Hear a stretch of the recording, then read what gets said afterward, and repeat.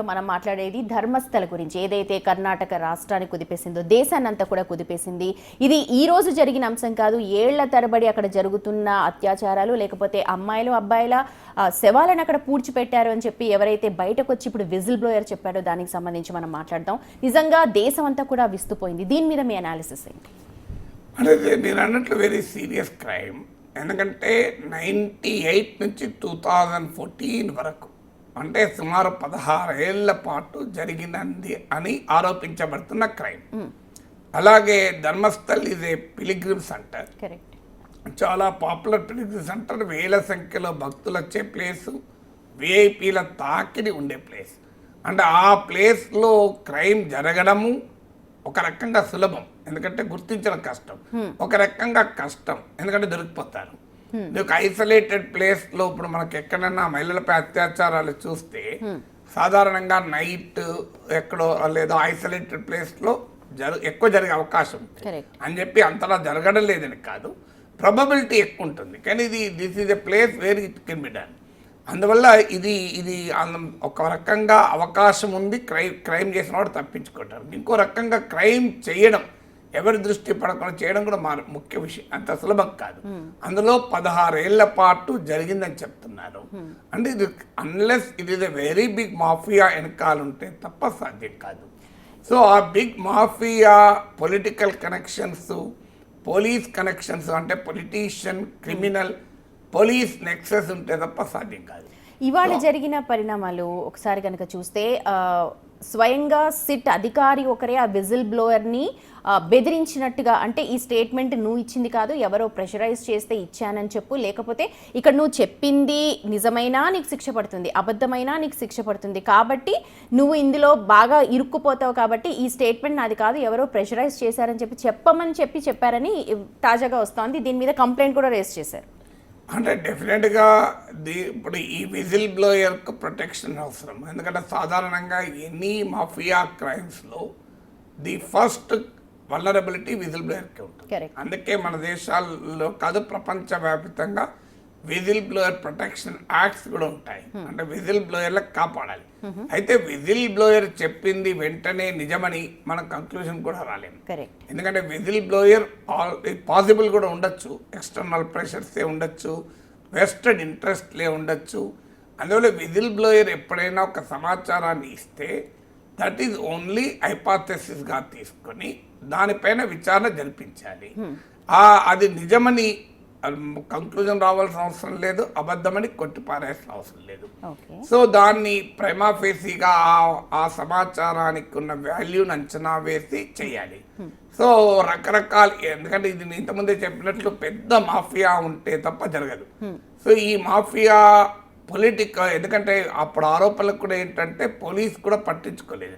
2012లోనే సౌజన్య అనే అమ్మాయి, 17 years అమ్మాయి, ఆమె ఇలాగే అత్యాచారం జరిగి హత్యకు గురైంది అన్న ఆరోపణలు వస్తే ఆమె పైన కర్ణాటక రాష్ట్రం అంతా అట్టుడికినట్టుడికింది. మన నిర్భయలాగా, అభయలాగా ఇలా పెద్ద ఎత్తున రాష్ట్రం అంతా కూడా అట్టుడికింది. సో మన హైదరాబాద్లో కూడా జరిగిన ఇన్సిడెంట్ అప్పుడు చూసాం. సో దిశ అప్పుడు కూడా. సో అంతటి రెస్పాన్స్ వచ్చాక కూడా nothing has been found even today. అంటే ఆ క్రైమ్ జరగలేదని కాదు, ఆ క్రైమ్ వెనకాలన్నవాడు అంత బలవంతుడు అని అర్థం. అందువల్ల దిశలాగా బలహీనుడైతే ఎన్కౌంటర్ అయిపోతాడు. సో అందువల్ల చాలా సులభం.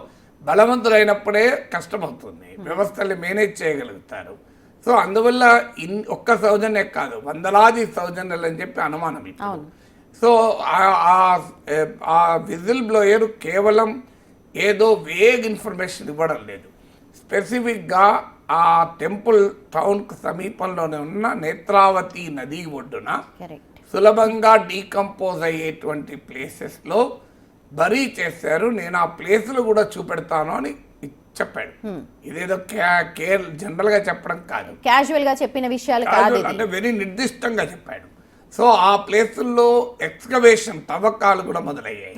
అంటే తవి బొక్కలు, మిగిలిన రిమైన్స్ అవశేషాలను ఎగ్జ్యూమ్ చేసి టెస్టింగ్ చేయడం మొదలు పెడితే మొదటి 6 sites ఏమీ దొరకలేదు, కానీ 7 sites దొరికింది. రెండు మృత అవశేషాలు మేల్ బాడీ అని చెప్పన్నారు అందులో. దొరికాయి. అంటే అర్థం ఏంటి మరి? డెఫినెట్గా అక్కడ ఎందుకు that is not a burial ground. So అది కూడా నది ఒడ్డున జరగలేదు. నది ఒడ్డున అంటే జనరల్గా బరీ చేసే అవకాశం ఉంటుంది, కానీ అది నది సమీపంలో ఉన్న హైవే పక్కన జరిగింది. సో అంటే is not a routine burial place. అక్కడ మరి ఒకవేళ రొటీన్ బరియల్ ప్లేస్ కానప్పుడు అక్కడ బరీ చేశారని ఈ శానిటేషన్ ఎట్లా తెలుస్తుంది? మిగతా 6 చోట్ల లేదు అంటే అక్కడ ఏమి ఆ విధులు చెప్పిన తప్పని కూడా అనలేము. ఎందుకంటే ఇన్నేళ్ల తర్వాత ఆ అవశేషాలు ఎన్విరాన్మెంటల్ రీజన్స్ వల్ల కావచ్చు, టైం పీరియడ్ వల్ల కావచ్చు, దే కెన్ అక్కడే దొరకాలని లేదు. అందులో స్పెసిఫిక్గా అప్పుడేం GPS లొకేషన్ లేవు కదా. ఒక ఓవరాల్గా ఎందుకంటే కాలానుగుణంగా మారిపోతుంది. ఇప్పుడు మనమే మన ఊరికి వెళ్తే సొంతూరికి పల్లెటూర్లకు అసలు మనమే మన ఊరే మారిపోతుంటుంది. కానీ అతను కనీసం కొన్ని గుర్తుల ఆధారంగా చెప్పగలిగాడు. ఎగ్జాక్ట్గా లొకేషన్ ఐడెంటిఫై చేయడం కూడా అంత సులభం కాదు. సో అందువల్ల బట్ సమ్ గుర్తుల ఆధారంగా చెప్పగలిగాడు. అందువల్ల it's a very serious crime. అందువల్ల దీన్ని ఖచ్చితంగా అత్యున్నత న్యాయస్థానం చేపట్టి కోర్టు మానిటర్ ప్రోబ్, ఎందుకంటే స్పెషల్ ఇన్వెస్టిగేషన్ టీం కూడా మనం నమ్మలేం. ఎందుకంటే అది కూడా రాజకీయ నాయకుల అండదండలతోనే ఆధీనంలో ఉంటాయి. రాజకీయ నాయకుల ప్రోద్బలం లేకుండా జరగదు, పోలీస్ అధికారుల ప్రోద్బలం లేకుండా జరగదు. ఎందుకంటే సౌజన్య కేసులో కూడా అలాగే ఇటీవల అనన్య అని ఆ అమ్మాయి గురించి కూడా సుజాత భట్టన్ ఆమె మదర్ ముందుకొచ్చారు. సో సౌజన్య అనన్య కేసుల్లో కూడా ఆ ధర్మస్థల్లో ఉన్న పోలీసులు సరిగా సహకరించలేదని, అది సాధారణంగా ప్రతి అత్యాచారంలో వినిపించే ఆరోపణ ఇది. అక్కడ ఇంకా స్పెసిఫిక్ అనిపించింది. అందువల్ల దెర్ ఈజ్ గ్రేటర్ రోజు గడుస్తున్న కొద్దీ ధర్మస్థల్లో జరిగింది పెద్ద నేరం అనే అనుమానం అయితే కలుగుతుంది, అనుమానం బలపడుతుంది. అయితే అది ఏ స్థాయిలో ఆ శానిటేషన్ వర్కర్ చెప్పిన స్థాయిలో నిజంగానే వందలాది మహిళలు జరిగిందో తెలియదు. ఎందుకంటే ఇప్పటి వరకు బాధితుల్లో ఒక్కరే ముందుకు వచ్చారు. బాధితులు ముందుకు రాలేదు కనుక జరగలేదండి. ఎందుకంటే 11 years తర్వాత చాలా ప్రెషర్ అనుభవించి ఉంటారు వాళ్ళు బాధితులకు కూడా.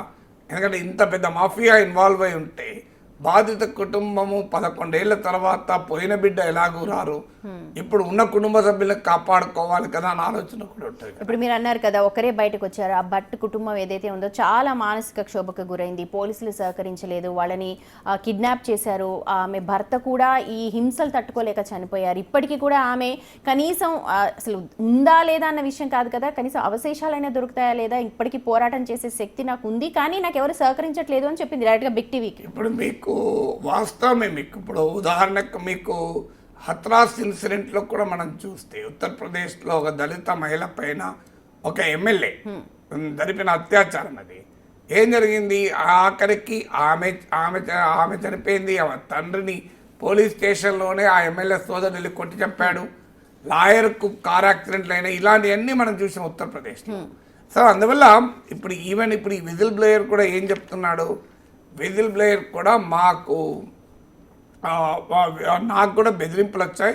ఎందుకంటే విజిల్ బ్లోయర్ మీద క్వశ్చన్లు వస్తున్నాయి. 2014 వరకు జరిగితే 11 years ఎందుకు వచ్చాను ఆయన చెప్తున్న కారణం, అప్పుడే ధర్మస్థలం వదిలేసి వెళ్ళిపోయాను.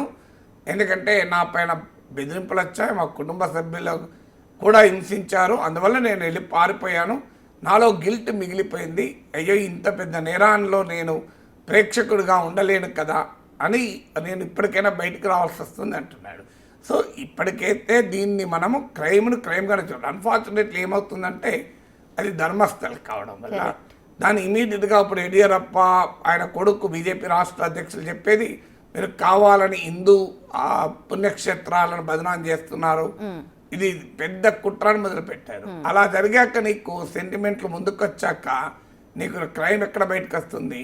Crime is a crime. అది ఆ క్రైమ్ వల్ల ధర్మస్థల్ విశిష్టత దెబ్బతిన్నదు, ఆ పుణ్యక్షేత్ర ప్రాధాన్యత దెబ్బతిన్నదు. కొంతమంది పాపులు చేసిన పనికి మనం దైవాన్ని నిందించాల్సిన అవసరం లేదు. అయితే ఇప్పుడు ఆ ధర్మస్థలం అనేది మీరు అన్నట్టుగా ఒక పుణ్యక్షేత్రం, చాలా పాపులర్. ఇప్పుడు ఆ అపవాదు అక్కడ ధర్మస్థల దాని మీదకి వస్తోంది కాబట్టి దాన్ని కూడా ఇరాడికేట్ చేయాల్సి, అపవాదుని రూపుమాపుకోవడం ఆ సంస్థకి లేదంటారా బాధ్యత? ఉండకూడదు అంటారు అది. ఎందుకంటే ఇప్పుడు ఆ టెంపుల్ అడ్మినిస్ట్రేషన్ కూడా అసలు వాళ్ళే కారణం అంటున్నారు కదా. అవును, ఇప్పుడు ఆరోపణే టెంపుల్ అడ్మినిస్ట్రేషన్. మనం ఇప్పుడు ఏదైనా ఒక దేవస్థానము, ఓ పుణ్యక్షేత్రము, ఏదైనా మత సంబంధిత వ్యవస్థ, ఆ వ్యవస్థలో వ్యక్తులు చేసే తప్పుల్ని మన వ్యవస్థ కంటకట్టకూడదు. ఇప్పుడు ఉదాహరణకు గోల్డెన్ టెంపుల్లో జర్నైల్ సింగ్ భింద్రాన్వాలా లాంటి ఖలిస్తాన్ తీవ్రవాదులు తలదాచుకున్నారు. తప్పు గురునానక్ ది కాదు, తప్పు గురు గోవింద్ సింగ్ ది కాదు, తప్పు ఆ జర్నైల్ సింగ్ భింద్రాన్వాలే. కాదంటే ఆ రోజు ఆ దేవాలయాన్ని, స్వర్ణ దేవాలయాన్ని నడిపిస్తున్న నిర్వాహకులు, అది శిరోమణి గురుద్వారా ప్రబంధ కమిటీకు కూడా అందులో ఉన్న వ్యక్తులు. మళ్ళీ ఎస్డిపిసి అనే వ్యవస్థకు మనం తప్పు చెప్పకూడదు ఎప్పుడు కూడా. వ్యక్తులు చేసే తప్పులకు వ్యవస్థను, లేకుంటే ఆ వ్యవస్థలో కొలువు తీరిన దేవుణ్ణో మనం ఎందుకు నిందించాలి? వ్యక్తుల్ని వ్యక్తులుగానే చూడాలి. ఇప్పుడు ఉదాహరణకు నేను ఉస్మానియా సిటీలో పనిచేశాను. నేను కనుక మందు దాగి పడిపోయాను అనుకోడు, ఉస్మాన్ సిటీ మందు దాగి అనద్దు కదా. నేను మందే తాగనని చెప్తున్నాను, నీకు తెలుసు, నాకు తెలుసు. సో అందువల్ల కానీ ఉదాహరణ చెప్తాను. నేను మందు దాగి రోడ్డు పక్కన పడిపోతే ఉస్మాన్ సిటీ మందు దాగి రోడ్డు పక్కన పడిపోయిందని రాయకూడదు కదా. నాగేశ్వర్ చేసే తప్ప నాగేశ్వర్కి ఇండివిజువల్ గా వ్యక్తిగతంగా దాన్ని ఆపాదించాలి. వ్యవస్థను మనం ఎప్పుడు తప్పు పట్టకూడదు. ధర్మస్థల్లో అధర్మం జరిగితే ధర్మస్థల అధర్మం కాదు, చేసిన వాడు మాత్రమే అధర్మం. అయితే ధర్మస్థలు గనక అధర్మాన్ని మనం సమర్థించకూడదు, ఇంకెక్కువ బాధ్యత ఉంటుంది కదా. మీరు అన్నట్లు ఆ పుణ్యక్షేత్ర విశిష్టతను కాపాడటానికి కూడా ఈ దుర్మార్గుల్ని మనం ఇంకా నిజంగానే నేరం జరిగి ఉంటే ఆ దుర్మార్గుల్ని శిక్షించాలి కదా. ఎందుకంటే దుష్ట శిక్షణ శిష్ట రక్షణే కదా సంభవామి యుగే యుగే అన్నది. సో అందువల్ల ఇప్పుడు ఖచ్చితంగా దుష్ట శిక్షణ జరగాల్సిందే కదా.